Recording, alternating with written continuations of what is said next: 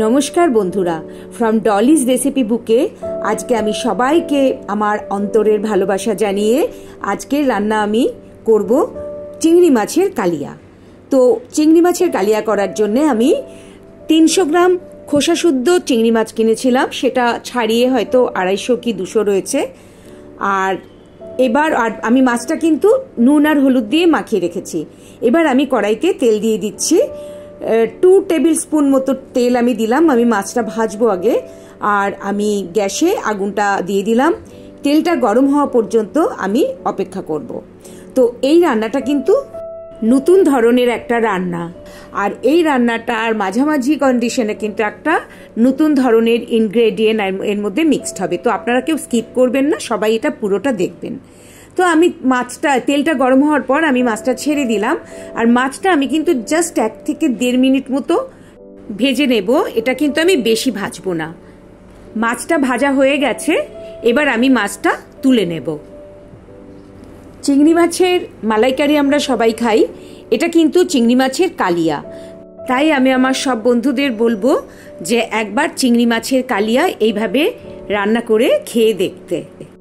মাছটা আমি 1-1.5 মিনিট মতো ভেজে তুলে নিলাম।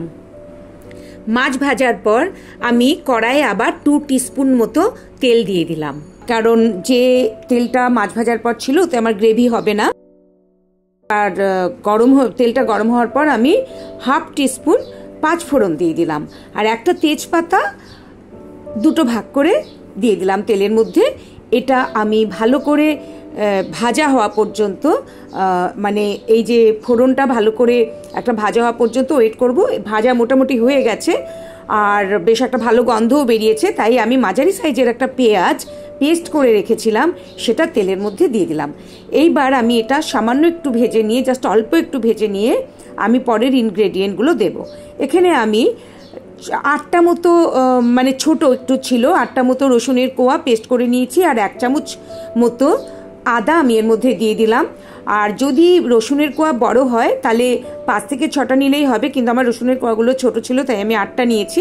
এবার এই সব কটা ইনগ্রেডিয়েন্ট আমি একটু হাফ কষিয়ে নেব। হাফ কষানোর পর তারপরে আমি এর মধ্যে জিরে আর শুকনো লঙ্কা দেব, যেগুলো আমি জলে আগে থেকেই ভিজিয়ে রেখেছি। তো মোটামুটি হাফ কষানো হয়ে গেছে। এবার আমি যে জলে ভিজিয়ে রেখেছি জিরে, 1 টিস্পুন জিরে আছে এখানে, জিরের গুঁড়ো আমি জলে ভিজিয়ে রেখেছি। আর 1 টিস্পুন লঙ্কার গুঁড়ো, সেটাও আমি জলে ভিজিয়ে রেখেছি, সেটাও আমি দিয়ে দিলাম এর মধ্যে। এইবার আমি এই সবকটা ইনগ্রেডিয়েন্ট আবার ভালো করে কষাবো, ভালো করে মিশিয়ে নিয়ে এটা কষাবো। এবার আমি এখানে 1/2 টিস্পুন হলুদ দিয়ে দিলাম। তো ভালো করে নাড়াচাড়া করে এগুলো মিশিয়ে আমি একটু কষিয়ে নিচ্ছি। আর এরপরে এর মধ্যে আমি ভেজে রাখা মাছগুলো দিয়ে দেব। মোটামুটি কষানো হয়ে গেলে মশলাটা বেশ ভালোভাবে কষে গেছে,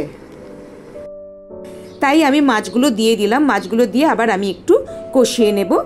আর আমি মাছটার যে মশলাগুলো একটু ভালো করে মিশিয়ে নেব। আমি প্রথমে বলতে ভুলে গেছি, আমি এই রান্নাটায় কিন্তু সর্ষের তেল ব্যবহার করছি। মোটামুটি আমার কষানো হয়ে গেছে মাছটা। আমি এখন এখানে এই বাটিটার 1/2 বাটি জল দিলাম। আমি যে বাটিটায় মাছ রেখেছিলাম ভেজে, এটা সেই বাটিটার 1/2 বাটি জল দিলাম।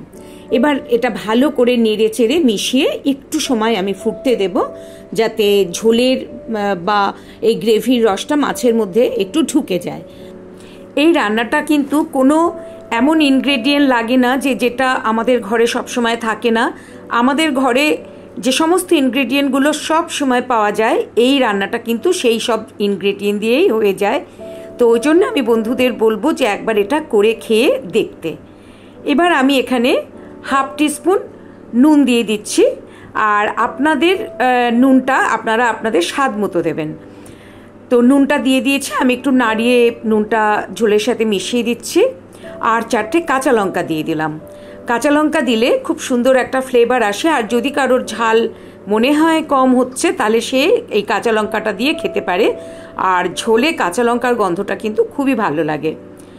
তো এটা খুবই সাধারণ ইনগ্রেডিয়েন্টের একটা রান্না, আর আমরা মালাইকারি সবসময় খাই। এটা কিন্তু চিংড়ি মাছের কালিয়া একটা অন্য স্বাদের। আমি এর মধ্যে সুগার ফ্রি দিলাম। আপনারা এখানে হাফ টিস্পুন চিনি দিয়ে দেবেন, কারণ এখানে এরপরে একটা আস্ত টমেটো, মাঝারি সাইজের আস্ত টমেটোর পিউরি করা আছে, সেটা পড়বে। এইবার এই ইনগ্রেডিয়েন্টের কথা আমি বলেছিলাম। আমি আলু সেদ্ধ করে একদম ওটাকে স্ম্যাশ করে রেখেছি আর টমেটো পিউরি বানিয়ে রেখেছি। এবার এই টমেটো আর ওই সেদ্ধ করা আলু, যেটা আমি চটকে পুরো রেখেছি স্ম্যাশ করে, এই দুটো মিশিয়ে আমি ঝোলের মধ্যে দিয়ে দেব। এখানে যেহেতু আমি মাঝারি সাইজের একটা আস্ত টমেটো ব্যবহার করেছি, তাই এখানে হাফ টিস্পুন চিনি দিতে হবে ব্যালেন্স করার জন্যে। আমি টমেটো আর আলুটা মিশিয়ে ঝোলের মধ্যে দিয়ে দিলাম, আর এটা আমি ভালো করে ঝোলের সাথে মিশিয়ে দিচ্ছি। এই রান্নাটায় যেহেতু 5 ফোড়নে পড়ে, সেই জন্যে কিন্তু ভীষণ সুন্দর একটা ফ্লেভার আসে এই চিংড়ি মাছের কালিয়াতে। এবার আবার আমি ওই বাটিরই হাফ বাটি জল দেব, কেননা টমেটোটা যেহেতু কাঁচা আর সেদ্ধ আলুটার মধ্যেও একটু মশলার গন্ধ যাওয়ার দরকার আছে, তাই জল দিয়ে এটাকে আমি ভালো করে ফুটিয়ে নেব। তাতে টমেটোর কাঁচা গন্ধটাও চলে যাবে আর আলু সেদ্ধর মধ্যেও একটু ঝোলের টেস্ট ঢুকে আসবে। তো এটা কিছুক্ষণ ফুটবে। ফোটার পর আমি এখানে গরম মশলা দিয়ে দিচ্ছি 1/4 টিস্পুন। এখানে আমার 250 কম মাছ আছে। কেউ যদি 500 মাছ করে তাহলে সেখানে কিন্তু হাফ টিস্পুন গরম মশলা লাগবে। তো আমার এখানে যা মাছের পরিমাণ আছে সেই অনুযায়ী আমি 1/4 টিস্পুন গরম মশলা দিয়ে ভালো করে ঝোলের সাথে মিশিয়ে দিলাম। মোটামুটি ঝোলটা হয়ে এসেছে, খুব সুন্দর রং এসেছে। বন্ধুরা দেখতেই পাচ্ছেন খুব সুন্দর রং এসছে এটার, আর ভালো করে ফুটে ঝোলটাও মোটামুটি গাঢ় হয়ে গেছে। এবার আমি এখানে 1 টিস্পুন ঘি দিয়ে দিলাম।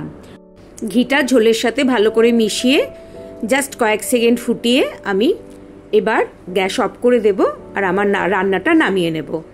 যদি রান্নাটা ভালো লাগে তাহলে একটা লাইক করবেন আর আপনাদের বন্ধুদের শেয়ার করবেন। আমার রান্না হয়ে গেছে, আমি রান্নাটা নামিয়ে নিয়েছি। আপনাদের যদি ভালো লাগে তাহলে একবার ট্রাই করবেন আর কমেন্ট করে আমাকে জানাবেন। আর আমার চ্যানেলটা সাবস্ক্রাইব করে প্লিজ আমার পাশে থাকবেন। যদি আপনারা সাবস্ক্রাইব করেন তাহলে আমার নতুন রান্নার নোটিফিকেশান আপনারা পেয়ে যাবেন। আমি আমার বন্ধুদের সকলের মঙ্গল কামনা করে, সুস্থতা কামনা করে আজকে এখানে শেষ করছি।